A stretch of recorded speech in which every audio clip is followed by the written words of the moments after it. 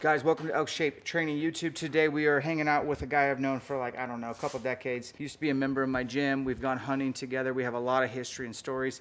He sent me a compelling email. Don't tune out. And the email was talking about how kids are soft these days, and it's a direct reflection of their parents. I was like, that is something I definitely want to dive deeper in. So tune into the pod part. But right now, he's headed over. We're going to get a good workout. We haven't trained together in years. And this guy's a hunter, and I want to tell his story. And I want you guys to try today's workout. Come along.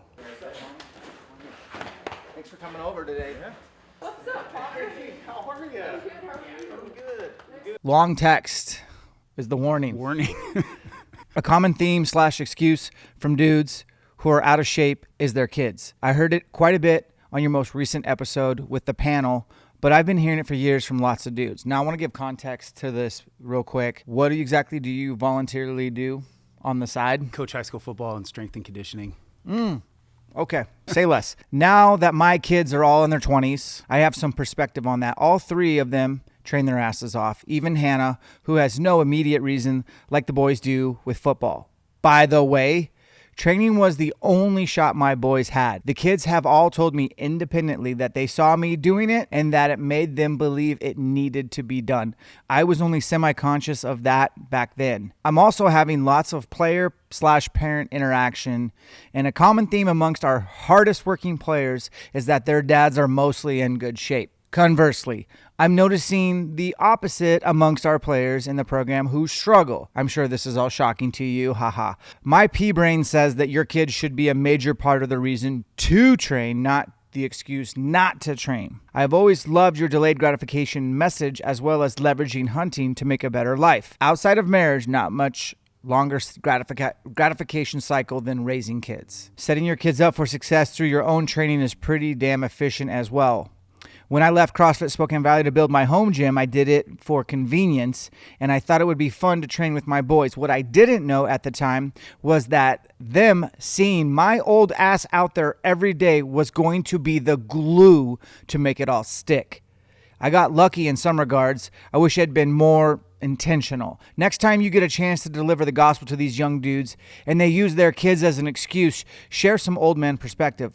I'm glad it turned out for me and mine, but I would have been pissed at myself if I had learned it too late. Last week I heard a pastor say, a good father's ceiling is his son's floor. Mic drop. And I told my son literally this week, I'm like, Tristan, I'm the only guy on this planet that wants you to be better than me. Every other guy you're ever going to meet is not going to be happy when you're better than them at anything. But your competitive overtone to your facility is what was the magic behind it, Yeah. right? Because we were all in there trying to kill each other every day, right? In a good-spirited manner, Yes. sometimes. And so those boys watched their dad with other grown men and some not grown men try to kill each other. Over points on a whiteboard. Over points on a whiteboard that no one remembers. Exactly. And never will. I don't have any recollection of any of those days from the scores, but they saw that. And so for them, it was like, well, this is what dudes do. Yeah. Dudes try to kill each other. And then what they told me later was like, because I asked them, like, was that as impactful on you as I'm perceiving it to have been? And they're like, oh, Dad, we would go home, we would run upstairs, and we would try to recreate some of the crap that you guys were doing when we were supposed to be in the bed. little mezzanine. Oh yeah, no, in their bedroom. Close the door because Oh. it's hey, lights out, let's go to bed, fellas, and they're up there just trying to do whatever it was that they witnessed. God dang, it's serious then. Kids, monkey see, monkey do. Yeah. They see you do, they're gonna know. Like if you're telling them to do one thing, if you're saying, hey, if you want more playing time, you need to get your butt in the gym while drinking beers and eating chips, being 70 pounds overweight, like that message is going through one ear and out the other. When you're doing it and you say, hey, look, I'm not even trying to be as awesome as you are. I'm just trying to survive. This is what's required for me just to survive and be functional. It's going to take a lot more for you if you've got aspirations. If you're already doing that stuff, it lands. But I don't even think that's the important. I mean, that is important.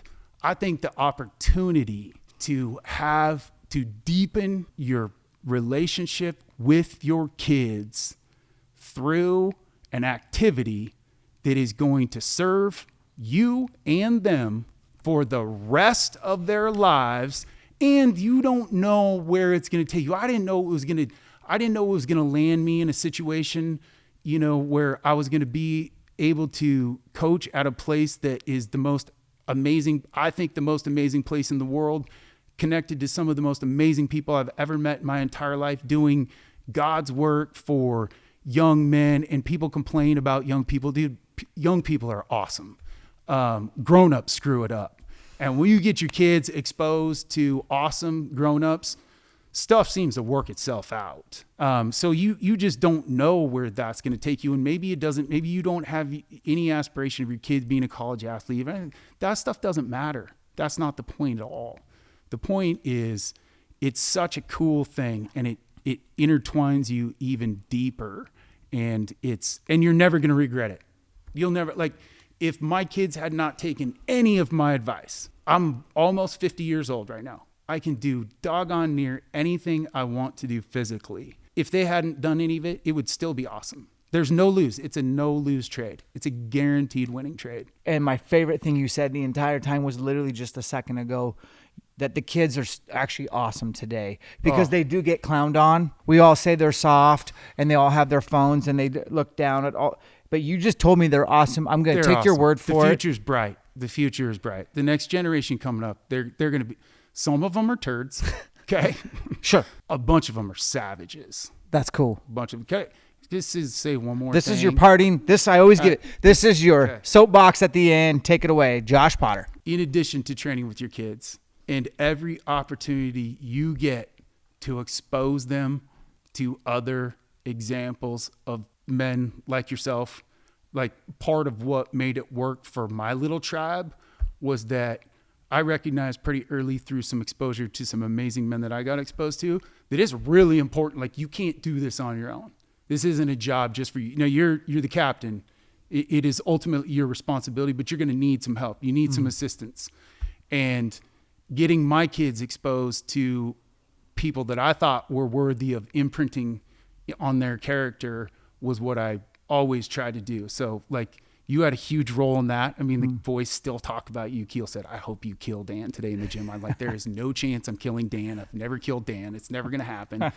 But get your kids. Yeah. So if you've got buddies, if you've got other people in your community that you think are like you, that are doing the right things or even different, get your kids exposed to those people as well. Guys, this is my friend Josh Potter. Separations in the preparation. We'll catch you on the next one.